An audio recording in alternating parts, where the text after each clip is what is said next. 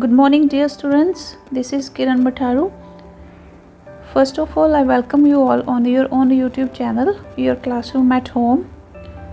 Today, we will start book exercises of lesson number 5, Our National Symbols. Hanji, textual comprehension. Answer the following questions in your own words. ਹਾਂਜੀ ਹੁਣ ਆਪਾਂ chapter read ਕਰ ਲਿਆ ਸੀ last video 'ਚ, ਠੀਕ ਹੈ। ਤੇ ਅੱਜ ਆਪਾਂ ਇਸ ਚੈਪਟਰ ਦੇ ਪਹਿਲਾਂ ਕੁਐਸਚਨ ਆਨਸਰਸ ਕਰਾਂਗੇ। ਹਾਂਜੀ, question number 1, name the various national symbols of our country. ਆਪਣੇ ਦੇਸ਼ ਦੇ ਵੱਖ-ਵੱਖ ਪ੍ਰਤੀਕਾਂ ਦੇ ਨਾਮ ਦੱਸੋ। Answer, national flag tricolour, national emblem, national anthem Jana Gana Mana, national song Vande Mataram, national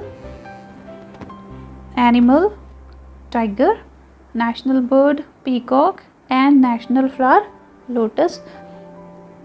Question number 2, what are different colors in our national flag? अपने राष्ट्रीय झंडे दे विच अलग अलग रंग किहड़े किहड़े हन। आंसर, सैफरन, वाइट, ग्रीन, ठीक है। केसरी, सफेद ते हरा। Question number 3, what is the saffron color in our flag symbol of? अपने झंडे दे विच केसरी रंग किस चीज़ का प्रतीक है। Answer, it is a symbol of courage and sacrifice. ये हिम्मत अते बलिदान का प्रतीक है। Question number 4, what is written on the base of our national emblem? अपने राष्ट्रीय चिन्ह के आधार के उपर की लिखा हुआ है। आंसर, सत्यमेव जयते, ठीक है। Question number 5, on what occasion is our national anthem संग? किस मौके ते साडा राष्ट्रीय गान गाया जाता है। Answer, it is sung on all ceremonial occasions and in morning असैम्बलीज।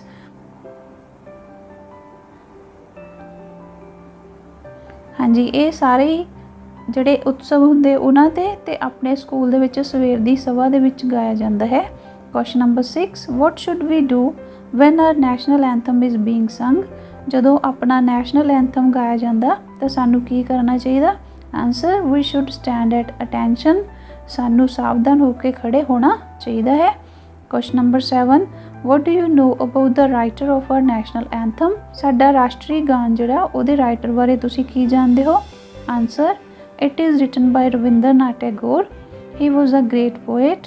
He won Nobel prize for literature in 1913। हाँ जी, इसनू रविंद्रनाथ टैगोर द्वारा लिखिया गया सी। वो एक महान पोएट, महान कवि सन। उन्होंने 1913 विच साहित्य का नोबल प्राइज़ जित्या सी। Question number 8, why is hunting of peacock prohibited in our country? मोर का शिकार करना अपने देश विच क्यों मना है।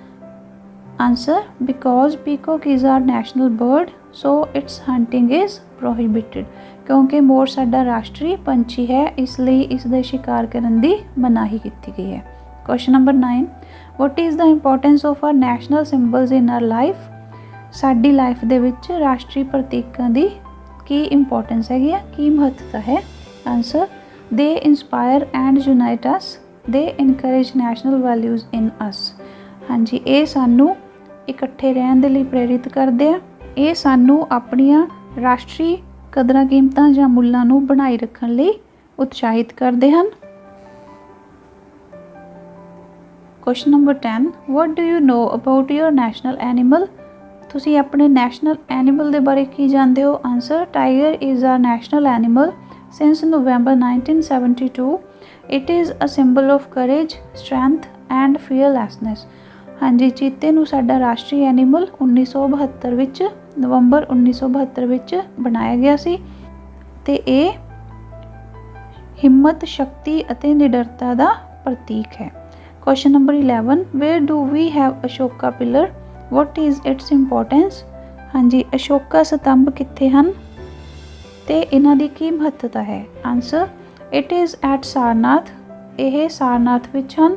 Lord Buddha after enlightenment, Mahatma Buddha ने ज्ञान प्राप्ति तो बाद अपना पहला उपदेश उत्थे ही दिता सी। Last question 12, what is the seal of government of India? What is it used for? Bharat ਦੀ ਜਿਹੜੀ ਗਵਰਨਮੈਂਟ ਆਫ ਇੰਡੀਆ ਦੀ ਸੀਲ ਹੈ ਉਹ ਕਿਹੜੀ ਹੈ ਤੇ ਕਿਸ ਚੀਜ਼ ਲਈ ਇਹਦੀ ਵਰਤੋਂ ਹੁੰਦੀ ਆ। Our national emblem is the seal of the Indian government.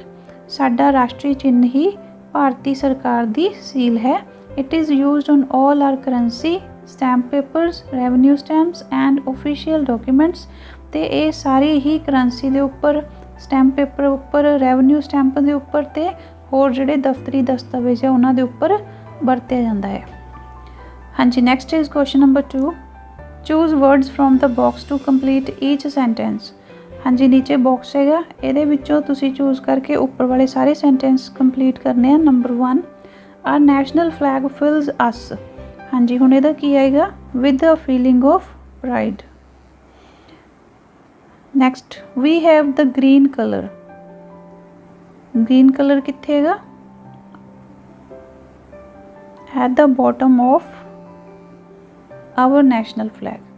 Number 3, the peacock is loved for its, ਹਾਂਜੀ ਇੱਥੇ ਕੀ ਆਏਗਾ, lovely plumage and graceful dance. Number 4, we have the Ashok Chakra in the white part of our national flag. Number 5, our national emblem is the dash, official seal of the government of India. Next is, many Hindu gods are shown holding the lotus in their hand. Next is, we sing the national anthem during the morning assembly of our school. The national anthem is being sung. Hanji, number 8, we should stand at attention when the national anthem is being sung. ठीक है। हाँ जी, next is tick the correct choice to complete each sentence. The Ashok Chakra has, हाँ जी अशोक चक्र ਦੇ ਵਿੱਚ ਕੀ ਹੈ ਗਿਆ, number B ਆ ਜਾਣਾ। हाँ जी, ਇਹਦਾ B ਪਾर्ट ਆਏਗਾ answer 24 spokes. Number 2, Rabindranath Tagore was awarded the Nobel Prize in 1913. Our national anthem is Jan Gan Man.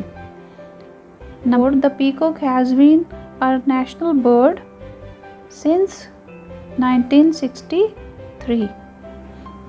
Number 5, our national anthem was written by Rabindranath Tagore.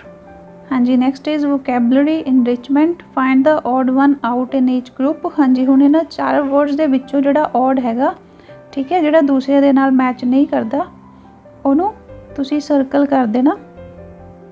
हाँ जी, फर्स्ट ਦੇ ਵਿੱਚ ਲਿਖਿਆ ਹੋਇਆ ਚੌਪ, ਬਾਕ, ਮਿਊ, ਸਪੀਕ। ठीक है, ਜਿਹੜੇ first 3 ਹੈਗੇ ਆ ਉਹ ਕਿਹਦੀਆਂ ਸਾਊਂਡ ਹੈਗੀਆਂ, ਬਰਡਸ ਦੀਆਂ ਜਾਂ ਐਨੀਮਲਸ ਦੀਆਂ। ठीक है, ਤੇ ਲਾਸਟ ਵਾਲਾ ਜਿਹੜਾ ਉਹ ऑड ਹੈ ਇਹਦੇ 'ਚ। ਸੋ ਇੱਥੇ ਕੀ ਆਏਗਾ, ਸਪੀਕ, ਇਹਨੂੰ ਸਰਕਲ ਕਰਤਾ ਤੇ ਇੱਧਰ ਲਿਖ ਦਿਓ। Number 2, nurse, driver, bike, pilot. ਹਾਂਜੀ, ਇਹਦੇ ਵਿੱਚੋਂ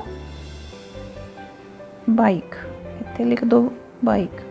ਨੰਬਰ 3, ਡਮ, ਸਾਇਲੈਂਟ, ਕਾਮ, ਕੁਆਇਟ। ਹਾਂਜੀ, ਇਹਦੇ ਵਿੱਚੋਂ ਡਮ, ਕਿਉਂਕਿ ਬਾਕੀ ਸਾਰਿਆਂ ਦਾ ਮਤਲਬ ਚੁੱਪ ਹੁੰਦਾ ਹੈ ਨਾ, ਇੱਥੇ ਆ ਜਾਏਗਾ ਡਮ। ਨੈਕਸਟ ਨੰਬਰ 4, ਗਲੈਡ, ਹੈਪੀ, ਸਲੋ, ਜੋਇਫੁਲ। हाँ जी, ਇਹਦੇ 'ਚ ਹੈਗਾ ਸਲੋ, ਕਿਉਂਕਿ ਬਾਕੀ ਸਾਰਿਆਂ ਦਾ ਮਤਲਬ ਖੁਸ਼ ਜਾਂ ਖੁਸ਼ੀ ਹੈ ਨਾ। Number 5, smile, sing, laugh, giggle. ਇਹਦੇ 'ਚੋਂ sing. Number 6, corn, rice, wheat, farmer. ਇਹਦੇ 'ਚ ਫਾਰਮਰ, ਕਿਉਂਕਿ ਬਾਕੀ ਸਾਰੀਆਂ ਕ੍ਰੌਪਸ ਦੇ ਨੇਮ ਆ। Number 7, lovely, pretty, beautiful, truthful. ਹਾਂਜੀ, ਇਹਦੇ 'ਚ ਕੀ ਹੈ, ਟਰੂਥਫੁਲ, ਕਿਉਂਕਿ ਬਾਕੀ ਸਾਰਿਆਂ ਦਾ ਮਤਲਬ ਕੀ ਹੈ, ਸੁੰਦਰ। ठीक है, सो इधर लिख देने ये वर्ड्स ਜਿਹੜੇ ਆਪਾਂ ਚੂਜ਼ ਕੀਤੇ ਆ 64। Next is fill in the blanks with suitable words from the box. ਹਾਂਜੀ, ਉੱਪਰ ਵਾਲੇ ਬਾਕਸ ਦੇ ਵਿੱਚੋਂ ਜਿਹੜੇ ਸੁਟੇਬਲ ਵਰਡਸ ਹੈਗੇ ਆ ਉਹ ਨੀਚੇ ਤੁਸੀਂ ਫਿਲ ਕਰਨੇ ਆ। Number 1, do not look dash upon the poor. ਇਹ 'ਚ ਕੀ ਆਏਗਾ, don't look down. Number 2, look dash the black board please. Number 2 ਤੇ ਕੀ ਆਏਗਾ, at. Number 3, children always look dash to holidays forward. Number 4, look dash this word in the dictionary up, look up. Number 5, she is looking dash a job near her house, looking toward for. Number 6, Tom gets ill very soon, please look dash him, look after. Number 7, look dash for the shark when you are in the sea. हाँ जी, H क्या आएगा, look out. Number 8, the inspector said, I will look dash the matter into. ठीक है, ये इन्हां दे answers fill कर लो, fill in the blanks. हाँ जी, नेक्स्ट हैगा there is one misspelled word in each of the following sets.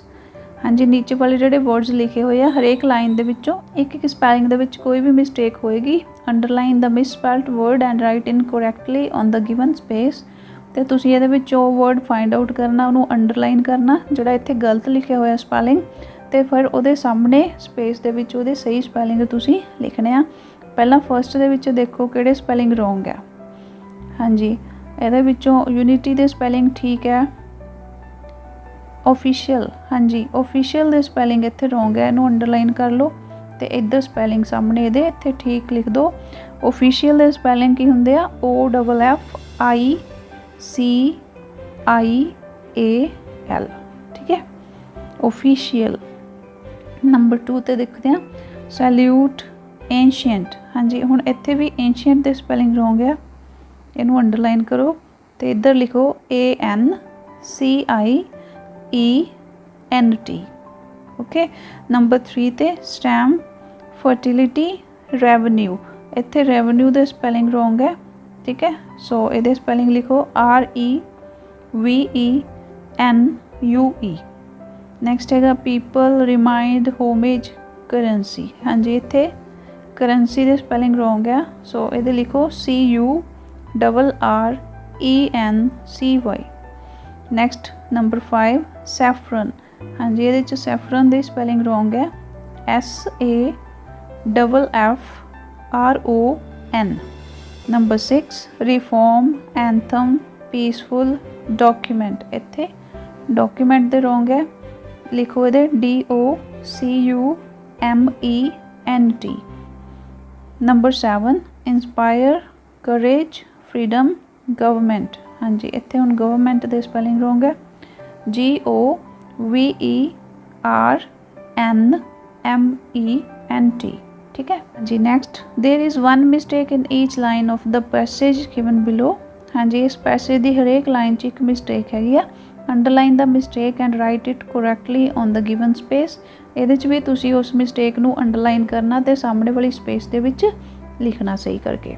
Tigers are the bigger members of the cat family. ਹਾਂਜੀ, ਹੁਣ ਇੱਥੇ ਦ ਹੈਗਾ ਅੱਗੇ ਤੇ ਥਰਡ ਵਾਲੀ ਹੋਣੀ ਸੀ ਇੱਥੇ ਸੁਪਰਲੇਟਿਵ, ਸੋ ਬਿਗਰ ਦੀ ਜਗ੍ਹਾ ਤੇ ਇੱਧਰ ਕੀ ਲਿਖ ਦਿਓ, ਬਿਗੇਸਟ। अगली लाइन च देखो they live into the forest of Asia and Indonesia. हाँ जी, इत्थे इन होना सी इनटू दी जगह, ठीक है, इधरली साइड लिख दो इन। Next is tigers hunt deers और लार्ज कैटल दे यूजली। हाँ जी, इत्थे टाइगर्स हंट डियर, इधर डियर लिख दो DEER। Next lie still during the day and hunting alone by. हाँ जी, इत्थे हुण की आना सी हंट HUNT। नैक्सट लाइन सी night they are very stronger one tiger can.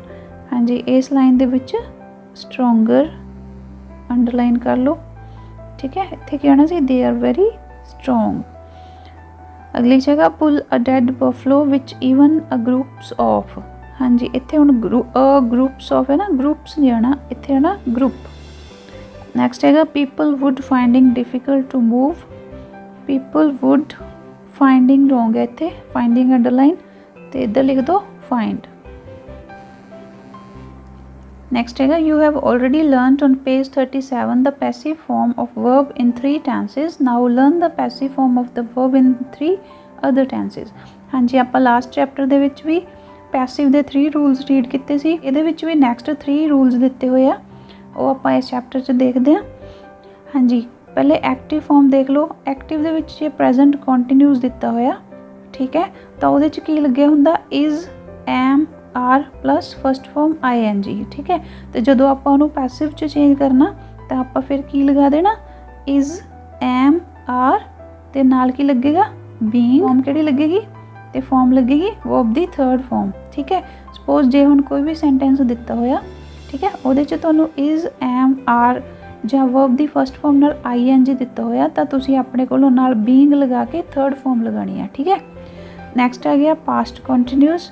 ਤੇ ਜੇ ਤੁਹਾਨੂੰ ਪਹਿਲਾਂ ਐਕਟਿਵ ਦੇ ਵਿੱਚ ਪਾਸਟ ਕੰਟੀਨਿਊਸ ਦਿੱਤਾ ਹੋਇਆ ਟੈਂਸ, ਜਿਸ ਤਰ੍ਹਾਂ ਉੱਥੇ ਵਾਸ ਜਾਂ ਵਰ ਪਲੱਸ ਫਸਟ ਫॉर्म ਨਾਲ ING ਲੱਗਾ ਹੋਇਆ ਤਾਂ ਤੁਸੀਂ ਕੀ ਲਗਾਉਣਾ ਵਾਸ ਜਾਂ ਵਰ ਪਲੱਸ ਬੀਇੰਗ ਤੇ plus form of the verb, third form of the verb, ਠੀਕ ਹੈ।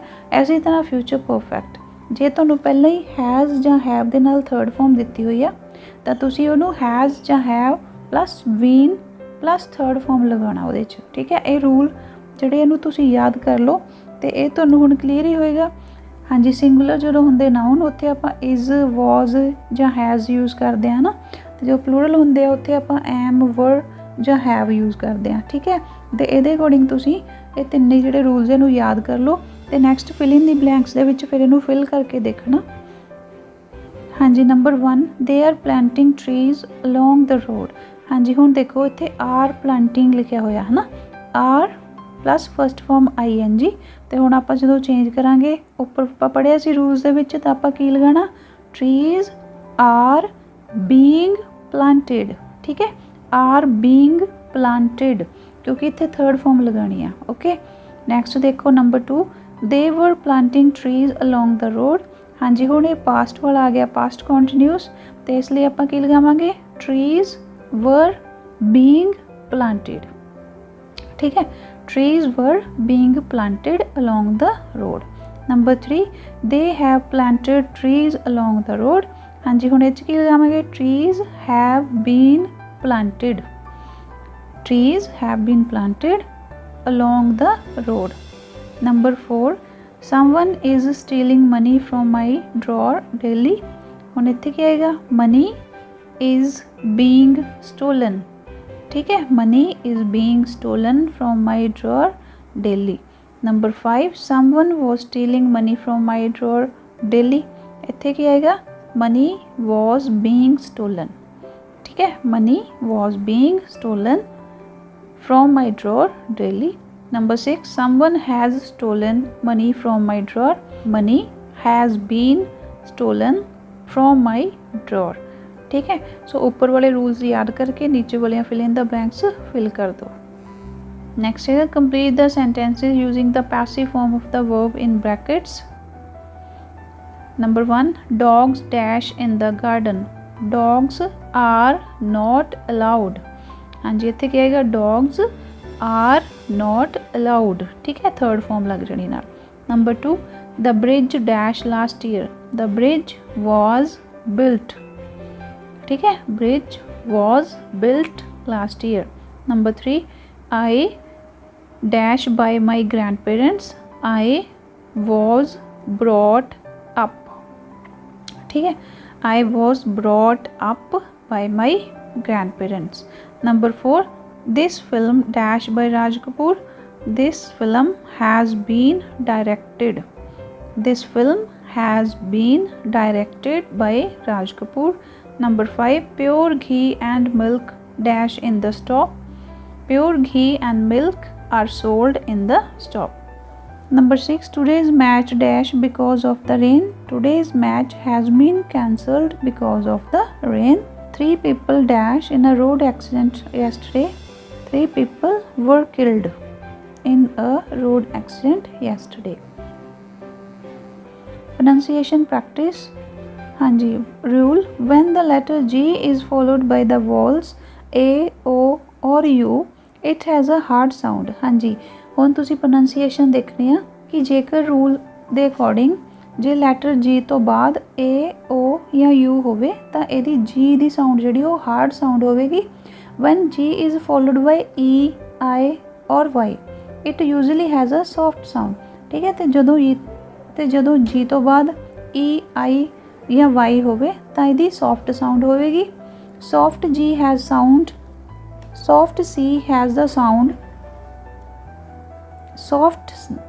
soft G has the sound you hear at the beginning of jam and a hard sound at the beginning of gate।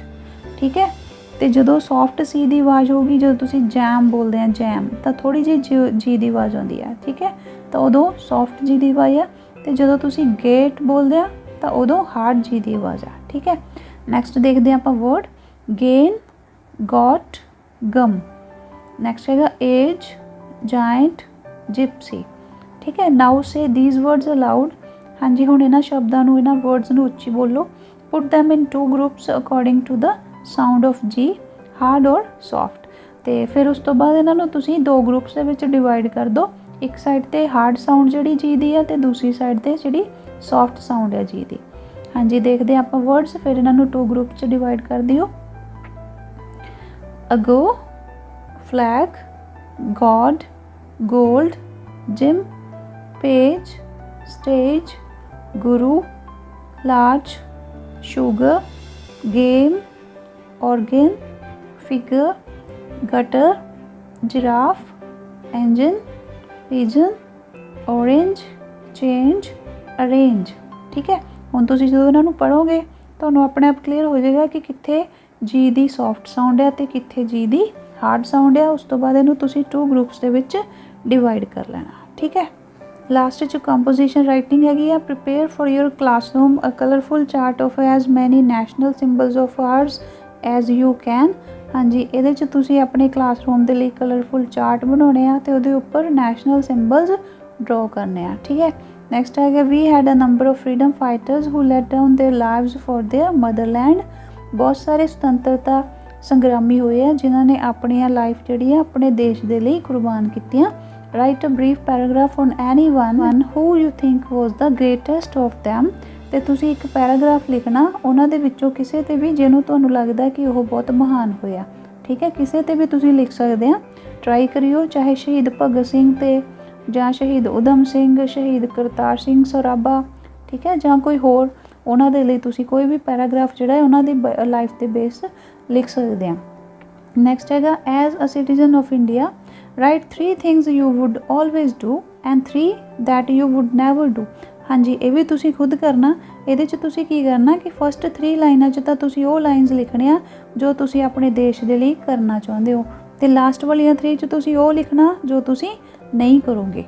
ठीक है, एक first example इन्होंने दी हुई है I shall always follow the laws of my country कि मैं हमेशा अपने देश के कानूनों को फॉलो करांगा जां मन्नांगा।